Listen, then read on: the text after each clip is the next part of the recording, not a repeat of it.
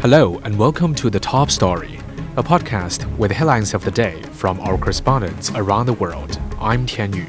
Coming up in this edition, South Korea's chief intelligence officer announced that they have halted the execution of the arrest warrant against Yoon. The Gaza ceasefire deal with Israel is close to being finalized. Authorities have identified the driver of the Tesla Cybertruck. We begin in Asia. South Korea's Corruption Investigation Office for high-ranking officials has decided to halt efforts to execute the warrant against impeached President Yoon amid safety concerns. A group of people with the anti-corruption unit left the presidential residence on Friday after failing to arrest Yoon. It came hours after a standoff between investigators and Yoon's Presidential Security Service, whose chief and vice chief are now under probe for alleged obstruction of justice. Yoon's lawyer has called the move to detain the president illegal and invalid. The president is currently under criminal investigation for insurrection over his failed martial law attempt last month. Investigators can still arrest Yoon until Monday when the warrant expires. The opposition leader has called on investigators to arrest those obstructing the execution of the warrant. Yoon's supporters have railed outside his residence to celebrate. Jack Barton has more. Well, this attempt to take Yoon into detention began 8 a.m. local time, and 5.5 hours later, the Corruption Investigation Office officials at the site gave up. They were backed by 120 police officers who'd been down there to try and take Yoon into custody, but also to conduct a search of the premises. And having gotten through soldiers who were stationed in the front yard, they then had to confront the Presidential Security Service. And in the end, the top anti-corruption body here said there was too much risk to their own personnel from that Presidential Security Guard to continue with the attempt to arrest Yoon. Now, the Presidential Security Service is citing laws here which are very precise in that an arrest cannot be, or a search cannot be taken out on a premises that contains top secret and classified documents that can then be seen by people who don't have that kind of security clearance. And that is a real law. There's been a very celebratory atmosphere here. There was lots of cars honking their horns, people cheering. They've been chanting, "Arrest the CIO," that's the Corruption Investigation Office. And of course, they're very supportive of the president. That attempt by police and the CIO this morning to detain Yoon was made at a time when the crowd here was probably at its smallest, just a few hundred people. Since then, it is swollen, and even as we speak, I can see hundreds of people coming in every minute. Coming here to celebrate, but also, it would be assumed, maintain a vigil until that warrant expires on Monday, to try and ensure that President Yoon, the man who is still the acting president, even though his powers have been suspended, is not arrested. And I'm actually on the other side of the road now. The side where the residence is really at full capacity. It's like if you think of the most crowded event you ever attended, that's what the crowd's like over there. So this is just overflow on the other side of the road, looking across to the main demonstration. That was Jack Barton reporting. For more on the political situation in South Korea, Philip Hampshire spoke to Emmanuel E. Pastridge, president of the Asia Institute. I think the first question I want to ask you is about Yoon's lawyers. They're saying that this arrest warrant is illegal and invalid because the CIO does not have the authority to request a warrant. Now, clearly that's an argument that they can make. Is it a good argument, though? Is it justifiable? Right. Well, it certainly seems that the Corruption Investigation Office can issue a warrant and that it is legitimate. Rather, the Yoon side, the lawyers, are assuming a sort of an imperial presidency, not unlike Donald Trump, in which the president is not subject to warrants. And more importantly, the pro-Yoon demonstrators are attacking Lee Jae-myung of the Democratic Party as a criminal, are sort of setting up this massive battle of good and evil. And that is a consequence of the profound shift indicated by the declaration of martial law, which essentially questioned the authority of anyone opposing President Yoon and set in motion this incredible confrontation. Okay, we've got two separate things going on here. We've got this sort of criminal side of things with the arrest warrant, but we've also got the impeachment. And the Constitutional Court's soon going to hold a second hearing on Yoon's impeachment case with a deadline, of course, for a ruling, which is now set at June 10th. Do you expect that process to take that long? And do we have any indication as to how they might rule? Well, it's probably unlikely that it would take that long. But in terms of what the ruling will be, I think we don't know. We're on our second acting president, Choi, who's managed to appoint 2 more judges to the Constitutional Court, I believe.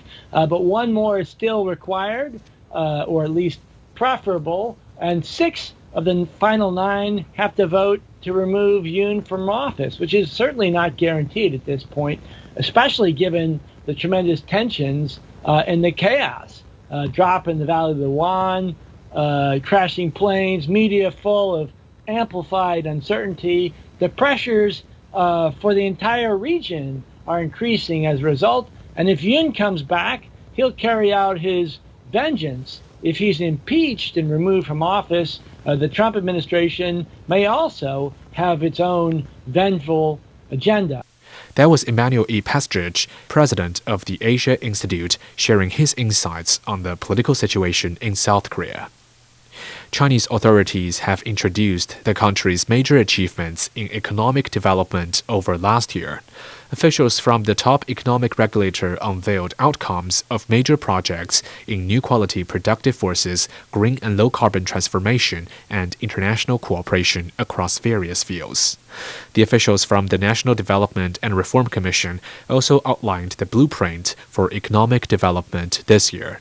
Bi Ran has more. Regarding the NDRC's 2025 Blueprint for National Economic Development, officials say it will continue to drive development of industrial equipment renewal and consumer goods trade-ins by increasing the scale of funding and optimizing implementation methods.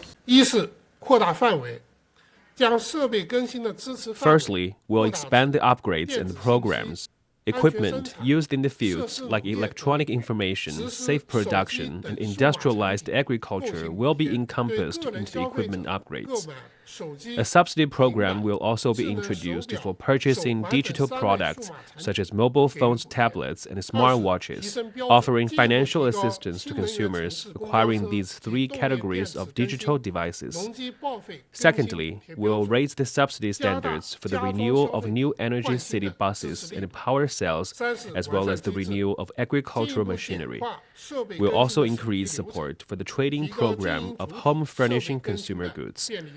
Thirdly, we'll streamline the approval procedures of equipment upgrades so as to provide more convenience to the business entities with such needs. Officials say China's consumption trends are set to improve steadily. The NDRC will introduce more professional training programs to enhance people's incomes and increase pensions to strengthen financial security. New consumption sectors such as senior citizen services, sports, and healthy entertainment will see focused promotion. Furthermore, the inclusion of more consumer goods of the Old for New policy will ignite greater consumption momentum. The NDRC will also place higher demands on investment projects in key national projects and areas, while optimizing policymaking and institutional reforms during the construction of such projects. In 2024, nearly all projects supported by the 7 trillion yuan ultra-long-term special government bonds have been launched, with investments surpassing 1.2 trillion yuan for stabilizing growth. The list for approximately 100 billion yuan's worth of projects in 2025 has also been released. That was Bi Ran reporting. In the Middle East, an official with the Palestinian Islamic Jihad movement says Palestinian factions are close to reaching a ceasefire deal with Israel. He adds that the factions need a week to prepare a list of Israeli hostages and deliver the name list. Intensive talks are ongoing between Hamas and mediators to reach a ceasefire agreement and a prisoner exchange deal amid ongoing Israeli strikes in Gaza. A Hamas delegation has visited Cairo to address challenges surrounding the ceasefire deal. Israel has announced it will send a delegation of senior security officials to Qatar next week to discuss the agreement. Israeli forces have accused Hamas of using humanitarian areas for military activities and taking charge of humanitarian assistance to finance itself. The defense minister also voiced support for a draft law to conscript ultra-Orthodox Jews into the army. Jonathan Regev has more from Tel Aviv. Two things said by the IDF in a statement. First, that Israel took every precaution to make sure that the least amount of civilians are killed. That is one thing. The other thing is that this attack proves, according to the army once again, that Hamas is using these humanitarian areas such as humanitarian zones, in this case schools and hospitals, in other cases for militant activity. And these two officers, high-ranking officers in the Hamas internal police, were using this humanitarian area as their human shield. Regarding the reason to kill them, what Israel is saying is that the internal security service of Hamas, the internal police, what they do is basically take charge of every humanitarian assistance as soon as it crosses into Gaza, and then those things are either stolen by Hamas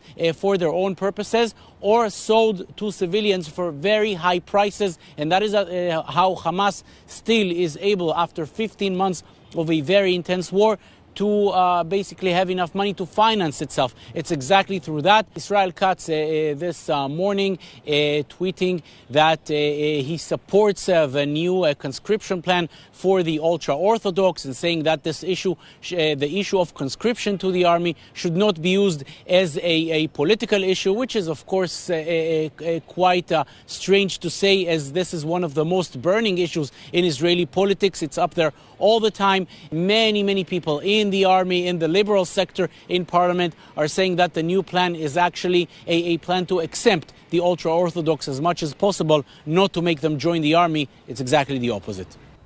That was Jonathan Regev reporting. Meanwhile, Gaza authorities say Israeli airstrikes killed at least 68 Palestinians across the Strip on Thursday. The attack hit a tent camp in a humanitarian zone, killing the chief of a Hamas-controlled police force, his deputy, and some displaced people. Rami Amagari has more from Hung Yunis. These two people, two high-ranking officers, were killed in the strike, along with others who are civilian population. According to a statement by the Gaza press office that is belonging to Hamas, the chief of the police had widespread activities in the territory, and he was behind forming a group of personnel who believed to be Hamas affiliate to control the things on the ground, especially amidst the looting crisis by thieves on the gangs on the street of the Gaza Strip. That's according to the statement of the press office. Also, another strike hit the Ministry of Interior of Hamas, the Hamas-run Ministry of Interior in Khan Yunis, leaving 6 people killed. And according to Israeli army statement, the attack on the Interior Ministry comes based on security or intelligence information by Israel that this was used as a command center for Hamas operatives in the southern Gaza Strip, and is still acting as preparing or orchestrating actions against Israel. These two major strikes in Gaza comes against the backdrop of threats and warnings by the Israeli defense minister that Hamas should release the Israeli hostages in Gaza in a period of 3 weeks. Otherwise, Hamas will face an unprecedented action by Israel. That was Rami Amagari reporting. Turning to the U.S., authorities have identified the driver of the Tesla Cybertruck that exploded outside a Trump hotel in Las Vegas on New Year's Day as an active duty soldier in the U.S. Army. Police say the Green Beret operations sergeant shot himself in the head before the blast. They add that the driver rented the vehicle in Colorado and drove through New Mexico and Arizona before reaching Las Vegas. Investigators have not identified the motive behind the explosion. The FBI says there's no definite link between the incident and the truck attack that happened in New Orleans on the same day. James Spellman has more from Washington, D.C. Just hours after that attack in New Orleans, a rented Tesla Cybertruck pulled up to an entrance of the Trump Hotel in Las Vegas and exploded. Investigators say it was packed with fireworks and fuel canisters and connected to a detonator of some sort. The driver, Matthew Livelsberger, an active duty U.S. Army Green Beret Master Sergeant on approved leave from Germany. He died. 7 others experienced non-life-threatening injuries. In the Cybertruck, police found 2 handguns purchased just days before the incident. Listen. We also discovered through the coroner's office that the individual had sustained a gunshot wound to the head prior to the detonation of the vehicle. One of the handguns was found at his feet inside of the vehicle.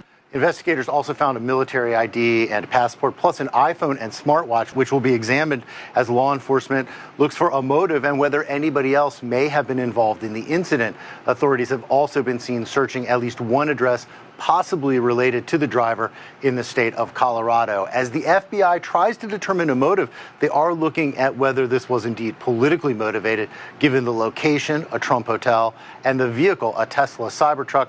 Tesla's top executive, of course, Elon Musk, is a close advisor to President-elect Donald Trump. That was Jim Spellman reporting. Authorities are investigating how the suspect in the New Orleans truck attack on New Year's Day became radicalized by the Islamic State. Investigators have identified the suspect as Army veteran Shamsud Din Jabbar. He rammed a pickup truck into a crowd, killing 14 people. The police shot and killed him. Alistair Beverstock has more from New Orleans.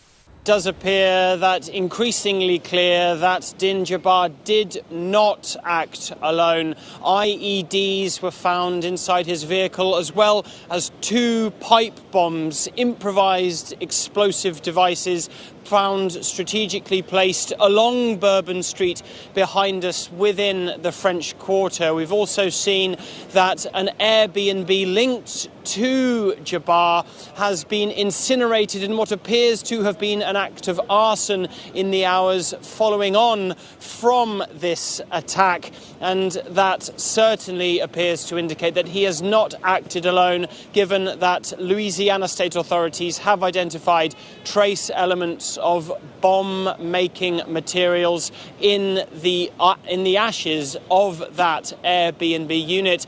We're also seeing a lot more information coming out about Jabbar himself. As you rightly mentioned, he was a U.S. citizen born in Houston, Texas, as well as a U.S. military veteran. He served in the United States Armed Forces from 2007 to 2015 in the areas of human resources, recruitment and IT, and left the service with an honorable discharge. But in his personal life, we've seen that he has 3 children, 2 daughters and a son from 2 separate marriages, both of which ended in divorce. And it does appear that after that second divorce, when he appears to have dropped off the radar entirely, the attorneys prosecuting that family divorce case say that it was impossible to bring to a conclusion, given that Jabbar quite simply fell off the map. And it appears that in that intervening period between 2020 and now the first day of 2025, that his radicalization at the influence of extremist Islamist groups may now have occurred. So very tragic day, very tragic start to the year here in New Orleans. That was Alistair Beverstock reporting. Now, recapping today's headlines. South Korea's chief intelligence officer announced that they have halted the execution of the arrest warrant against Yoon. The Gaza ceasefire deal with Israel is close to being finalized. Authorities have identified the driver of the Tesla Cybertruck. And that's it for this edition of The Top Story, a podcast that brings you world headlines every weekday. For more news in politics, business, sports, and culture, you can subscribe to The Beijing Hour, a 1-hour podcast news magazine program. We welcome and appreciate all ratings and reviews. I'm Tian Yu. Thank you for listening.